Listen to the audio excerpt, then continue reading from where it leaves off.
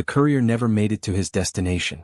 He was intercepted exactly where Allied intelligence knew he would be, a narrow mountain pass in southern Italy, October 1943, where German patrols had been stopping travelers for weeks. The documents he carried were discovered immediately during the search. Maps showing Allied troop positions. Orders detailing an upcoming offensive. Supply manifests indicating the scale of forces being assembled. The German patrol commander recognized immediately what they'd captured. This wasn't just routine military paperwork. This was operational intelligence, the kind that could change the outcome of the entire Italian campaign. Within hours, the documents were photographed, encrypted, and transmitted to German high command. Within a day, they were being analyzed by senior intelligence officers who would use this information to position German forces for maximum defensive advantage.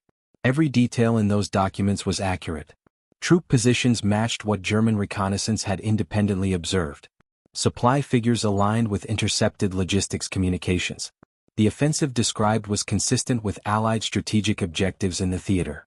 German intelligence subjected the documents to every verification method they possessed, searching for any indication of deception or falsification. They found none, because there was none to find. What German intelligence couldn't know, what they had no framework for suspecting, was that the courier had been sent specifically to be captured. That every document he carried had been carefully prepared by Allied counterintelligence, not despite the fact that German forces would intercept them, but because of it. That the information being transmitted was genuine in every verifiable detail except the single most important element, the actual location where the offensive would occur. The courier himself didn't know he was carrying false intelligence.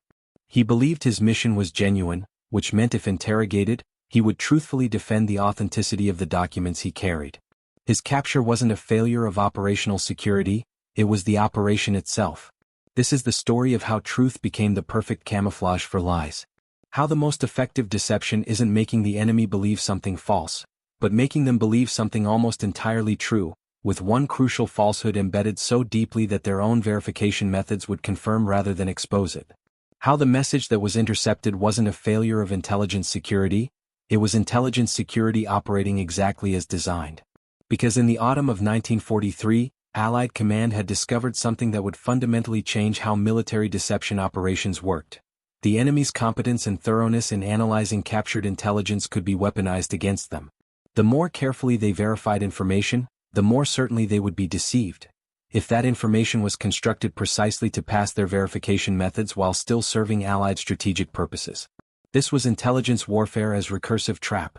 Each layer of German verification adding another layer of false confidence, each confirmation making the ultimate deception more complete, each application of their own professional expertise binding them more tightly to conclusions that Allied planners had designed them to reach. The operation began with a problem that seemed almost unsolvable through conventional military deception. Allied forces in Italy were preparing for a major offensive against German defensive positions that had proven remarkably difficult to penetrate. The terrain favored defense. Mountains, rivers, prepared fortifications that could be held by relatively small forces if properly positioned. Previous attempts to break through had resulted in heavy casualties and limited gains. What Allied command needed was surprise. Not complete surprise, that was impossible given the strategic situation, but sufficient uncertainty about where and when the main attack would come that German forces couldn't be optimally positioned to resist it. If German reserves were distributed to defend multiple possible attack points, then the actual attack point would face weakened resistance. Traditional deception methods seemed inadequate. German intelligence in Italy was sophisticated and experienced. They monitored radio communications, conducted aerial reconnaissance, interrogated prisoners, and maintained networks of informants. Any attempt to hide Allied intentions would be detected. Radio silence would be noticed and correctly interpreted as indicating imminent operations. Fake radio traffic would be analyzed and potentially identified as deceptive. Physical camouflage of troop concentrations was nearly impossible given German aerial observation capabilities. The solution that emerged from Allied intelligence planning was counterintuitive. Instead of trying to hide intentions, they would openly reveal them, but reveal false intentions presented so convincingly that German verification would confirm them as genuine. This required accepting a premise that seemed almost dangerous, that German intelligence would inevitably discover Allied plans. Instead of treating this as a failure to be prevented, treat it as an opportunity to be exploited. Let them discover plans. Just ensure the plans they discovered were the ones Allied command wanted them to discover. The architect of this approach was Lieutenant Colonel Dudley Clark, whose force deception unit had pioneered many techniques for feeding false intelligence to enemy forces in ways that appeared to be legitimate intelligence gathering by those forces. Clark understood that the key to effective deception wasn't making false information look genuine, it was making false information become genuine in every aspect except the one element you needed to be false. What he proposed for the Italian operation was elegant in its simplicity. Prepare 2 complete operational plans. One real, one false. Make the false plan as detailed, comprehensive, and realistic as the real plan. Then ensure that when German intelligence inevitably penetrated Allied security and obtained operational documents, the documents they obtained described the false plan. But here was the crucial refinement. Don't make the penetration obvious. Don't hand documents to suspected German agents or leave them lying around to be found. Instead, create a situation where German forces would capture documents through their own initiative, through intelligence operations they would regard as successful, in ways that would appear to them as breaches of Allied security rather than deliberate Allied disclosures. The implementation of this concept required extraordinary attention to detail and a willingness to sacrifice genuine operational security in controlled ways. Allied intelligence began by identifying German intelligence gathering methods and patterns. They knew German patrols routinely stopped and searched travelers in certain areas. They knew German intelligence had turned some Allied contacts into double agents. They knew German signals intelligence was monitoring certain communication frequencies. Each of these represented an opportunity to feed false information if that information could be made to appear as something German intelligence had obtained through their own competence rather than something they'd been given. The first layer was creating the false operational plan itself. This couldn't be a hastily sketched deception. It had to be a complete, detailed plan that could withstand the level of scrutiny German intelligence would inevitably apply. Allied planners created full orders of battle, supply calculations, timeline projections, communication plans, everything a genuine offensive would require. Critically, this false plan had to be almost entirely accurate. The troops mentioned in the plan were real troops. Their locations as stated in the plan matched their actual locations. Supply depots referenced in the plan existed and contained approximately the quantities of material the plan specified. Communication networks described in the plan were genuine networks actually in use. The only falsehood was the objective, the actual location where the offensive would occur. Everything else was real enough that German intelligence cross-referencing the captured documents against their own reconnaissance and signals intelligence would find consistent confirmation of every verifiable detail. This created a psychological trap. When intelligence officers find that 95% of a captured document can be verified as accurate through independent sources, they naturally conclude the remaining 5% is also accurate. The verified details create a halo effect that extends credibility to the unverified details. Human cognition doesn't easily accommodate the possibility that a document could be simultaneously genuine and deceptive, mostly true but strategically false in precisely the elements that can't be independently verified. Allied planners were exploiting the fundamental nature of intelligence verification. You can confirm that troops are where documents say they are, but you can't confirm where those troops are planning to attack until the attack actually occurs. By the time the attack reveals the truth, defensive positions have already been established based on the false intelligence. The courier selected for the operation, the man whose capture would deliver the false plan to German intelligence, was chosen with similar care. He was a genuine Allied courier, not an agent or knowing participant in the deception. He had to believe completely in the authenticity of his mission because German interrogation would test that belief. If he suspected the documents were false or that his capture was intentional, that suspicion might be detected during questioning, undermining the entire operation. His route was planned to ensure interception at a specific location where German patrols operated regularly.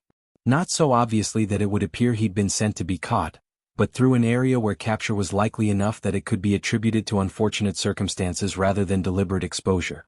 The documents themselves were aged and handled to appear as though they'd been in active use. New, pristine documents might suggest they were prepared specifically for German eyes. These needed to look like working papers that had been carried, consulted, annotated, documents that existed as part of genuine operational planning, not as theatrical props. When the German patrol stopped the courier and discovered the documents, everything unfolded exactly as Allied intelligence had projected. The patrol commander recognized their significance. The courier, genuinely believing his mission was compromised, behaved exactly as a real courier would, attempting to destroy the documents, then defending their authenticity when interrogation suggested they might be plants. His genuine distress at capture, his legitimate attempts to protect classified material, his authentic responses during questioning, all of these convinced German interrogators they'd obtained real intelligence through a genuine security breach rather than being fed information through a deception operation. The documents were forwarded up the German intelligence chain with assessments confirming they appeared authentic. Each level of analysis found consistent confirmation. The troops mentioned existed. The supply calculations matched observed logistics. The timeline was consistent with Allied operational tempo. The strategic objective made sense given broader Allied goals in Italy. What German intelligence was seeing, what their methodology was designed to detect, was a comprehensive, well-planned Allied offensive. They were seeing it because that's exactly what it was. The only element they couldn't verify independently was where that offensive would actually strike, and everything they could verify suggested the location specified in the documents was genuine. The German response to the captured intelligence revealed the operation's brilliance. Rather than immediately repositioning forces based on a single source, German command did exactly what professional military intelligence should do. They sought confirmation from other sources. They increased aerial reconnaissance over areas the documents suggested would be jumping-off points for the offensive. They monitored radio traffic for communications patterns consistent with pre-offensive preparations. They tasked agents with reporting on observed troop movements and supply accumulations. Every verification method confirmed what the documents suggested. Because Allied planners had ensured that everything verifiable in the false plan matched reality, the troops were where the plan said they were. The supplies existed in the quantities the plan specified. The radio traffic matched patterns you'd expect before an offensive, because there actually was an offensive being prepared, just not where German intelligence concluded it would occur. This cascade of independent confirmation created something close to certainty in German assessment. They weren't just accepting captured documents at face value. They were seeing those documents validated by multiple independent intelligence streams. The captured plan made predictions about Allied behavior, and Allied behavior matched those predictions in every observable way. German forces began repositioning based on this intelligence. Reserves were moved to reinforce the sector where the false plan indicated the offensive would occur. Artillery was registered on approaches. Defensive positions were strengthened. Engineering resources were allocated to constructing obstacles and fortifications. All of this required time, effort, and resources. Troops moved to one sector couldn't simultaneously defend another sector. Artillery ammunition positioned in one location wasn't available elsewhere. Engineering effort invested in fortifications at the false objective wasn't being used to strengthen defenses at the real objective. This was the operation's ultimate goal, not just to deceive German intelligence, but to cause German forces to actively weaken their defenses at the actual attack point while strengthening defenses somewhere else. To make them participate in their own strategic disadvantage through competent execution of sound defensive doctrine based on systematically falsified intelligence. What makes this operation particularly fascinating from a historical perspective is how it inverted traditional relationships between deception and truth. Classical military deception involves hiding reality and projecting falsehood. You camouflage your real positions while creating dummy positions. You maintain radio silence about actual operations while transmitting false traffic about fictional operations. The deception and the reality are separate. You're trying to make the enemy see something that isn't there while not seeing something that is. This operation worked differently. The deception and reality were intermingled. The false plan described real troops in real positions with real supplies conducting real preparations. The falsehood was embedded so deeply within truth that extracting it was nearly impossible without knowledge of which element was false. Knowledge that only came from understanding Allied intentions, which was precisely what the plan was designed to conceal. This created a self-reinforcing deception. The more thoroughly German intelligence verified the plan, the more confident they became in its accuracy, and the more committed they became to defensive preparations that served Allied strategic purposes. Their own professionalism and thoroughness became weapons used against them. There's something almost cruel about this when examined closely. German intelligence officers were doing their jobs competently. They were applying sound methodology. They were skeptical, thorough, and professional. And all of those qualities, which in legitimate intelligence work would protect against deception, instead bound them more tightly to false conclusions because the deception was designed specifically to defeat those professional qualities. This reveals something profound about information warfare. Competence isn't always protective against deception. Sometimes competence makes you more vulnerable because competent analysis follows predictable patterns, and if an adversary understands those patterns, they can construct deceptions that those patterns will validate rather than expose. The actual offensive, when it came, caught German forces in exactly the position Allied command had intended. The real attack struck where German defenses had been weakened by redeployment based on the false intelligence. The sector was held by fewer troops than would have been present if German forces had been distributed without the benefit of the captured documents. Artillery support was reduced because guns had been moved to cover approaches in the area the false plan had indicated. German command realized they'd been deceived, but realization came too late to reverse the disadvantage they'd created for themselves. Forces that had been moved couldn't be instantly moved back. Artillery that had been repositioned couldn't be immediately returned. Fortifications that had been built in the wrong location couldn't be reconstructed overnight where they were actually needed. The breakthrough that followed wasn't just a tactical victory but a demonstration of how intelligence deception could achieve effects far beyond what could be accomplished through combat power alone. Allied forces didn't need to destroy German defensive positions if they could make German forces position themselves disadvantageously through deception. The casualties on both sides in this offensive were significantly lower than in previous operations against comparable German defensive lines, not because the fighting was less intense, but because German defenses were weaker where the attack occurred. Battles were decided by maneuver and exploitation of weaknesses rather than by grinding attrition. From a purely military perspective, this was ideal. Objectives achieved with minimal casualties, enemy forces defeated through strategic positioning rather than firepower, success accomplished through intelligence superiority rather than material superiority. The invisible weapon, carefully constructed and delivered false intelligence, had proven more decisive than any conventional weapon Allied forces deployed. The long-term consequences of this operation extended far beyond its immediate tactical success. German intelligence, conducting post-operation analysis, struggled to identify where their methodology had failed. They'd followed procedures. They'd sought independent confirmation. They'd applied appropriate skepticism. Yet they'd been comprehensively deceived. The unsettling conclusion they reached was that the deception had succeeded precisely because their procedures were sound. The false plan had been constructed to pass verification by sound procedures. This meant they couldn't simply improve their methods.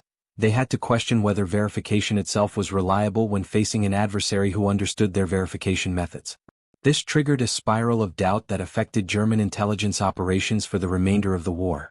Every captured document became suspect. Every intercepted communication might be deliberate disclosure. Every apparently successful intelligence operation might be enemy deception. The paranoia this induced was itself a strategic victory. Intelligence services that don't trust their own intelligence become paralyzed, unable to provide commanders with the actionable information needed for effective operations. Allied forces, recognizing the operation's success, refined and repeated the technique.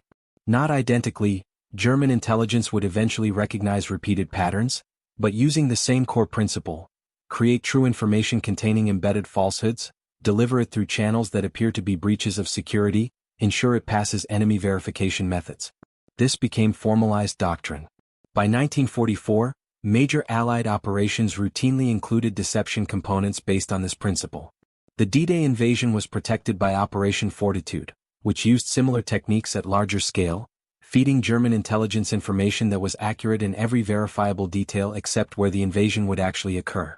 The ethical dimensions of this operation deserve examination because they reveal tensions inherent in intelligence warfare.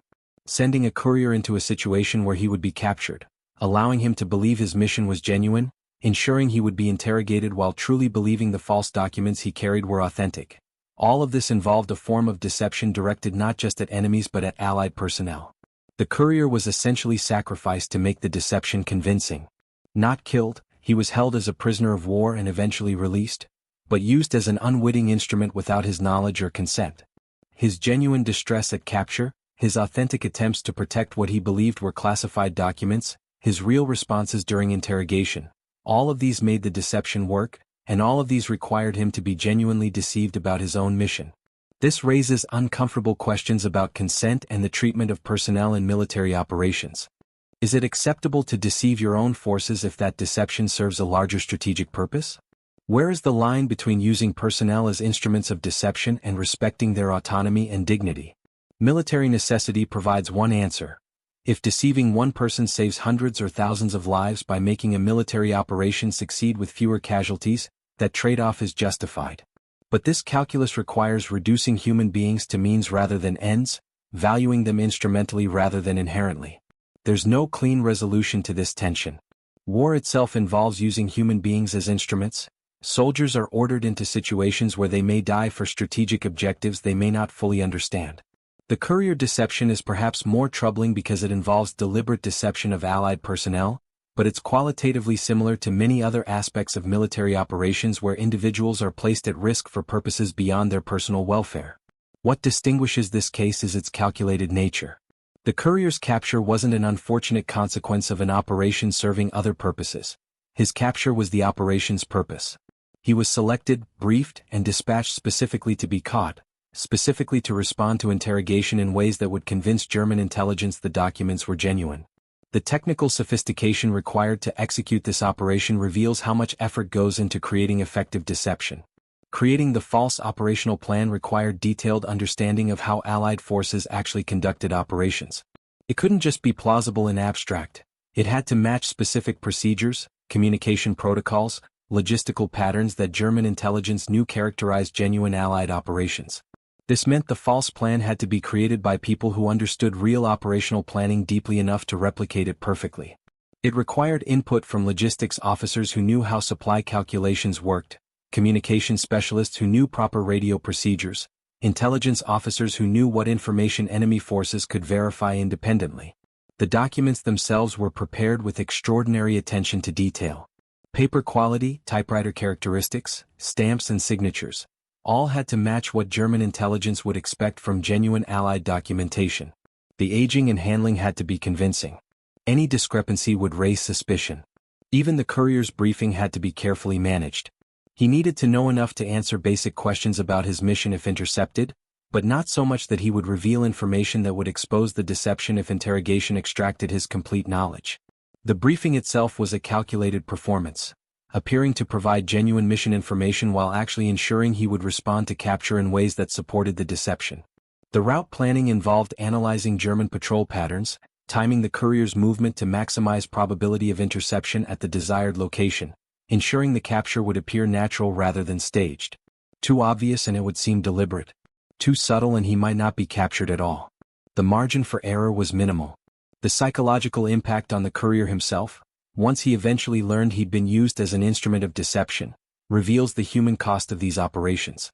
After the war, when the operation was declassified and he learned that his capture had been intentional, that the documents he tried to protect were designed to be captured, that his interrogation and imprisonment had served purposes he hadn't been told about, his response was complex.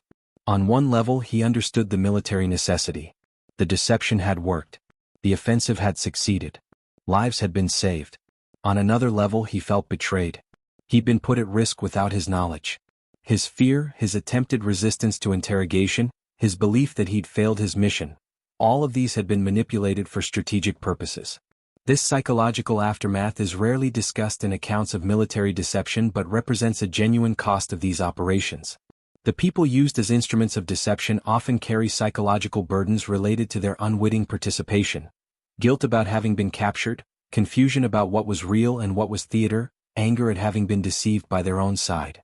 Military organizations rarely acknowledge these costs explicitly because doing so would make recruitment for similar operations more difficult. But they're real costs borne by real people, and they persist long after the military operations that generated them have concluded. The operation's legacy in intelligence doctrine reveals how profoundly it influenced subsequent military thinking. The principle that truth can camouflage lies, that the most effective deception embeds falsehood within mostly accurate information, became central to deception planning across all major militaries.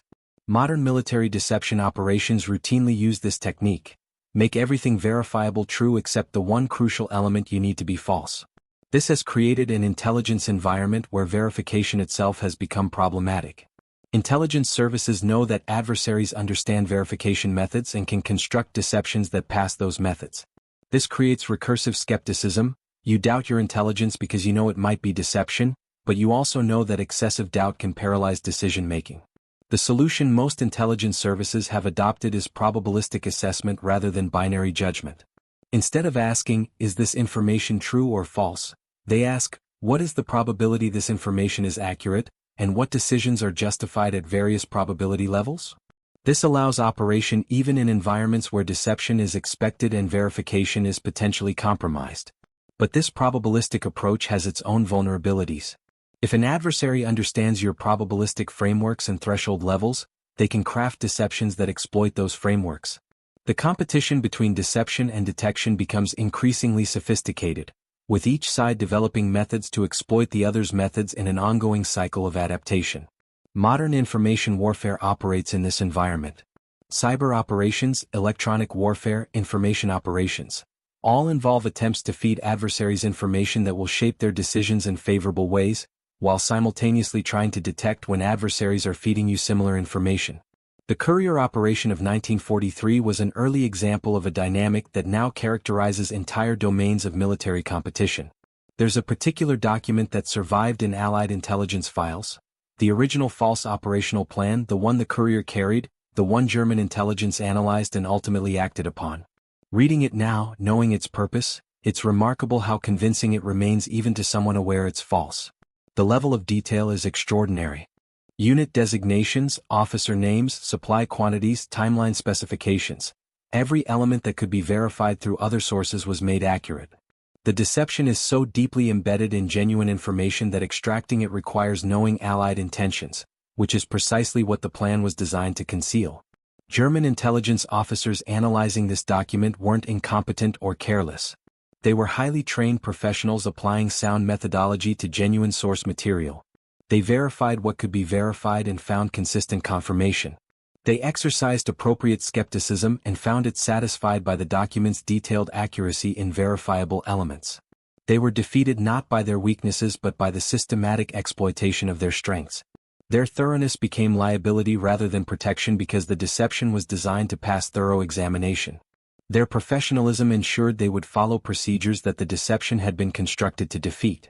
This represents perhaps the most sophisticated form of military deception, creating false intelligence that defeats competent analysis not by avoiding scrutiny but by withstanding it, by passing every verification method precisely because those methods were understood and accounted for in the deception's construction. The broader implications about truth and deception in conflict reveal something profound about information warfare's nature. The traditional model of deception, making false things appear true, assumes a binary distinction between truth and falsehood that can be maintained with sufficient care. This operation demonstrated that the distinction can be deliberately blurred. Information can be simultaneously true and false, true in all verifiable particulars, false in the one crucial element that can't be verified until too late. This has philosophical implications beyond military application. In any domain where decisions must be made based on incomplete information, where verification has limits, where some elements of a situation can't be confirmed until after commitment, this vulnerability exists. Political decision-making, economic forecasting, strategic planning, all involve making choices based on information that might be systematically falsified in ways that verification methods can't detect. The defense against this isn't better verification. That's what German intelligence attempted, and it failed because the deception was designed to pass verification. The defense is recognizing the limits of verification and maintaining operational flexibility that allows adjustment when deception is revealed. But this defense has cost. Maintaining flexibility means not fully committing to plans based on intelligence, which reduces the efficiency with which you can execute those plans. Excessive skepticism about intelligence can paralyze decision-making as thoroughly as accepting false intelligence. The Courier operation revealed this dilemma but didn't resolve it. Military forces still must act on incomplete information. Intelligence services must still provide assessments they can never be completely certain are accurate. Commanders must still make decisions knowing those decisions might be based on sophisticated deceptions they have no way to detect. In the decades after the war, veterans of both sides who'd been involved in this operation occasionally met and discussed what had happened. German intelligence officers who'd analyzed the captured documents described their thought process, the verification they'd conducted, the confirmation they'd found, the confidence they'd developed. They weren't making excuses. They were examining how systematic deception had defeated competent analysis, trying to understand what lessons applied to intelligence work more broadly. Allied planners who'd constructed the deception described the care required to make it work, the attention to detail, the understanding of enemy methodology, the coordination needed to ensure every verifiable element was accurate. They emphasized that the operation's success wasn't just technical craft but psychological insight into how intelligence officers think and what makes information credible to them. What's striking in these conversations is the mutual respect. Neither side saw the deception as proof of German incompetence or Allied cleverness. They saw it as an example of sophisticated information warfare where success went to the side that better understood how intelligence operations worked and could exploit that understanding more effectively.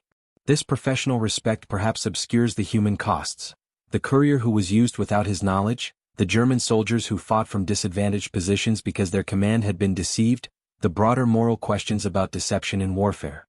But it reflects something important about how military professionals understand these operations, as technical problems with technical solutions, where success is measured by effectiveness rather than ethical purity.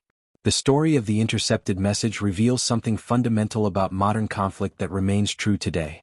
Wars are no longer won primarily through material superiority or tactical excellence, though both remain important.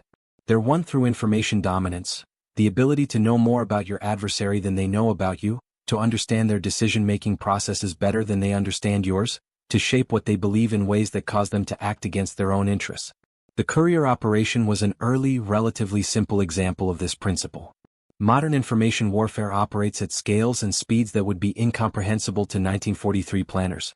But the fundamental insight remains. The most effective deception isn't preventing the enemy from obtaining information, but ensuring the information they obtain serves your purposes rather than theirs. This inverts traditional concepts of information security. Instead of trying to keep secrets, you deliberately disclose. But disclose information that's been carefully crafted to produce the conclusions you want your adversary to reach.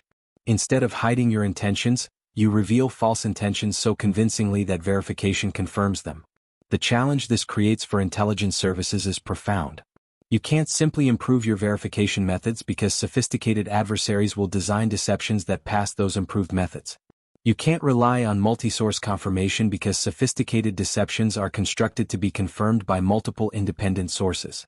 What's required is something more difficult. Understanding that intelligence, no matter how thoroughly verified, might be deception. Maintaining skepticism even when everything confirms your analysis. Building flexibility into operations so they can adjust when intelligence proves false. Accepting that certainty is usually impossible and that decisions must be made despite irreducible uncertainty. There's a final detail about the courier operation that reveals its lasting influence. The technique wasn't abandoned after this single success. It was refined, expanded, and used repeatedly throughout the remainder of the war. Each iteration became more sophisticated as Allied planners learned what worked and what didn't, how German intelligence responded, what adjustments were needed. By war's end, this approach to deception had become institutionalized, not as improvisation but as doctrine, with formal procedures for constructing and delivering false intelligence designed to be intercepted. The organizations that pioneered these techniques became models for post-war intelligence agencies that continue using similar methods. The courier himself, after the war, was offered recruitment into intelligence services based on his experience, an ironic offer given that his participation had been entirely unwitting. He declined, wanting nothing further to do with deception or espionage. But many others who'd been involved in creating and executing these operations continued in intelligence work, carrying these techniques into the Cold War and beyond. Modern intelligence operations still use variations of this approach. The technologies have changed: electronic communications instead of couriers, digital documents instead of paper, cyber exploitation instead of physical interception. But the principle remains: create information that's true enough to pass verification while serving deceptive purposes. The ethical questions raised by the courier operation remain unresolved. The tension between military necessity and individual autonomy, between using people as instruments and respecting them as ends in themselves, between the efficiency of deception and the moral costs of deliberately deceiving your own personnel, these tensions persist in contemporary military operations. The message that German intelligence intercepted in October 1943 sits now in archives. A physical document that changed the course of a battle and demonstrated principles that continue shaping conflicts today. It's simultaneously authentic and false. Everything verifiable in it was true. The one thing that mattered, where Allied forces would actually attack, was false. But that falsehood was so deeply embedded in truth, so carefully camouflaged by accurate details, that even knowing it's false, even understanding the deception structure, it remains difficult to identify where truth ends and deception begins. This is the achievement the operation represents. Not just deceiving an enemy, but creating deception so sophisticated that it appears indistinguishable from truth even under informed scrutiny. Making the enemy defeat themselves not through obvious lies but through carefully crafted distortions of truth that their own professionalism and thoroughness would confirm as accurate. The courier walked into that mountain pass carrying documents he believed were classified Allied intelligence. German forces who captured him believed they'd obtained classified Allied intelligence through successful security breach. Allied command knew they'd successfully delivered classified Allied intelligence through carefully orchestrated disclosure. All of these beliefs were true in different ways. The documents were classified. They were Allied intelligence. They described real units, real preparations, real operations. They just described those operations occurring somewhere other than where they would actually occur. The most effective lie isn't the opposite of truth. It's truth with one crucial element altered, one element that can't be verified until too late to matter, one element whose falsehood is protected and camouflaged by the truth of everything surrounding it. German intelligence officers analyzing those documents were searching for deception. They were trained skeptics, professionals who knew information could be falsified. They applied their training, their experience, their methodology. And they were deceived anyway, not despite their professionalism but through the exploitation of it. Because they were meant to find the message. That was the whole point. The most dangerous intelligence isn't the intelligence your enemy tries to hide. It's the intelligence your enemy wants you to find, prepared specifically for your discovery, constructed to pass your verification, designed to be believed precisely because believing it serves their purposes rather than yours. The courier carried truth wrapped around falsehood, genuine intelligence containing strategic deception, information that was simultaneously what it appeared to be and the opposite of what it appeared to be. Enemy spies intercepted the message. But that was the whole point. And in intercepting it, analyzing it, verifying it, and acting on it, they did exactly what Allied command needed them to do. Position themselves to lose a battle through the competent application of sound doctrine to systematically falsified intelligence that their own professionalism prevented them from recognizing as false. The invisible weapon struck with perfect precision. Not a weapon that destroyed but a weapon that deceived. Not a tool of force but a tool of belief. Not something that changed what was real but something that changed what the enemy believed was real, which in warfare, in strategy, in conflict between thinking adversaries, amounts to the same thing. The message was intercepted. The trap was sprung. The battle was lost before the first shot was fired. All because information, carefully crafted and delivered, proved more powerful than any conventional weapon Allied forces possessed.